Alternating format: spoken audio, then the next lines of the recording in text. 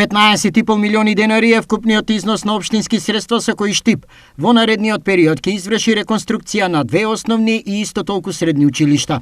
Тоа значи дека од буџетот се одвоени средства со кои што ќе се реконструираат спортските содржини во 2 основни општински училишта, а тоа се училиштето Димитар Влахов и училиштето Гоце Делчев, подрачното училиште поточно во населбата Три Чешми. Значи таму ќе имаме реконструкција на спортските содржини. Износот на овие два проекти е некаде околу 7 милиони денари, додека во 2 средни училишта, а тоа се средното општинско училиште Јане Сандански и средното општинско училиште Колен Ехтенин веќе предвидоа реконструкција на училишните згради и за овие 2 училишта одвоивме 8,5 милиони денари средства од буџетот на општина Штип. Реконструкцијата на посочените училишта ќе бидат завршени на време, тврди секретарот на општината Вишна Шорова Ангелова.